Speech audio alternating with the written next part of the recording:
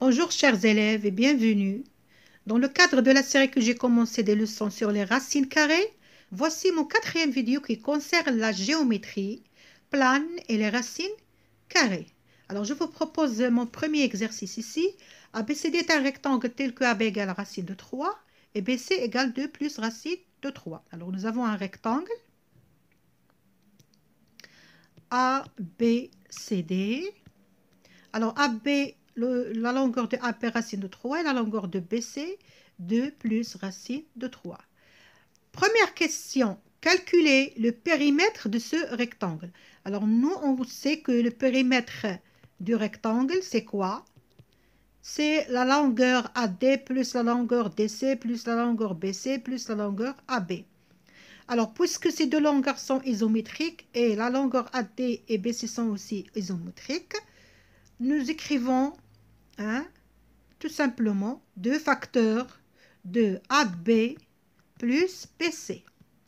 Au lieu d'écrire AB plus BC plus CD plus DA, puisqu'on a deux côtés opposés égaux, donc on écrit tout simplement 2 facteurs de AB plus BC. Donc c'est 2 facteurs de racine de 3 plus 2 plus racine de 3. C'est 2 facteurs de... Alors, racine de 3 plus racine de 3.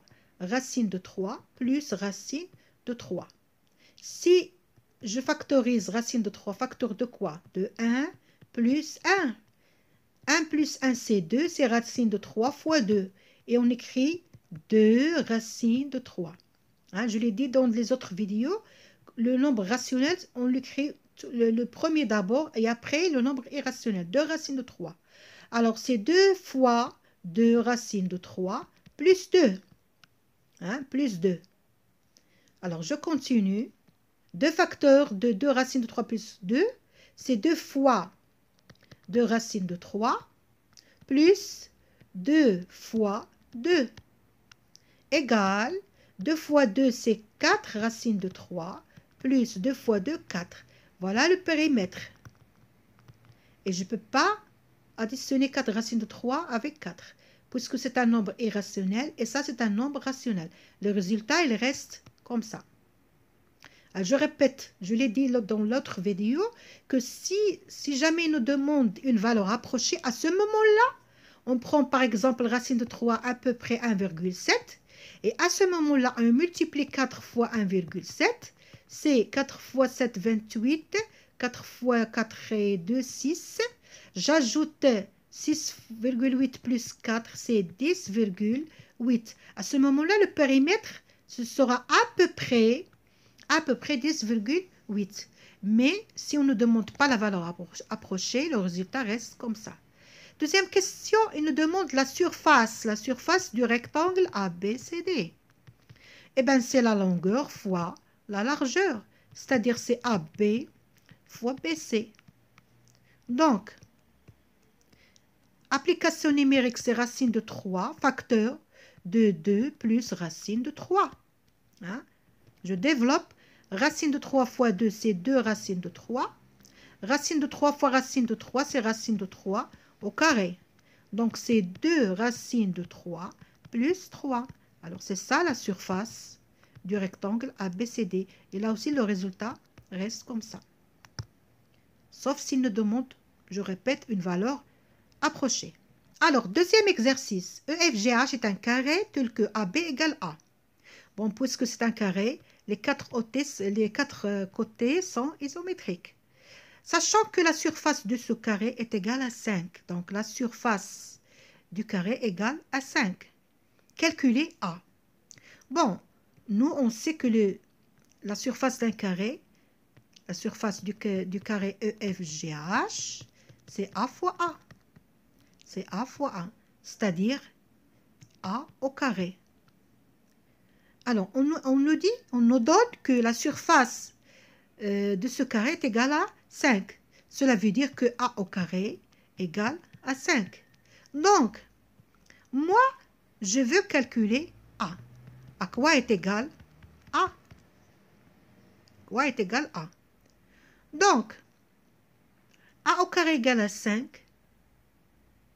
Moi, je fais passer 5 dans l'autre côté, c'est a au carré moins 5 égale 0. Équation de deuxième degré. Pour la résoudre, il faut la factoriser.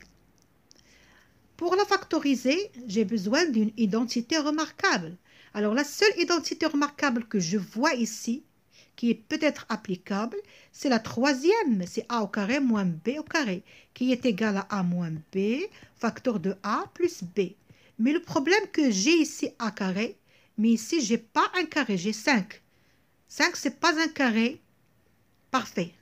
Ce n'est pas un carré parfait. Donc, qu'est-ce que je vais faire? Je cherche. Mais attention, nous maintenant, on connaît les racines carrées. On connaît les racines carrées. Et on sait que a au carré, c'est le carré de qui? C'est le carré de a. Mais a aussi, c'est le carré de qui? C'est le carré de racine de a. Donc 5, c'est le carré de racine de 5. C'est-à-dire, je peux écrire a au carré moins racine de 5 au carré égale 0. Mais bien, c'est bien. Maintenant, j'ai l'identité remarquable. J'ai a au carré moins b au carré.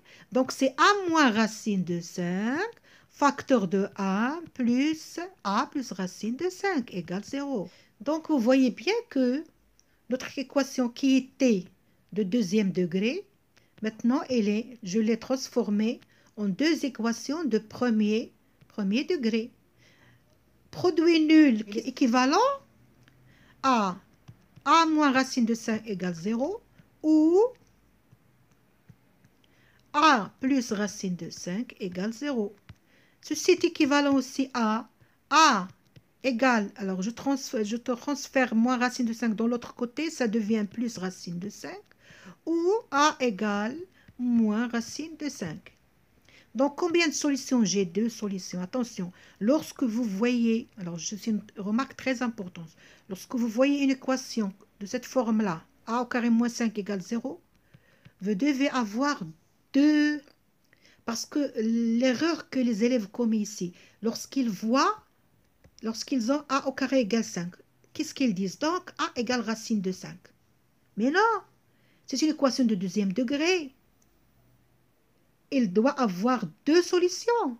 A égale racine de 5 ou a égale moins racine de 5. Faites attention, n'oubliez pas.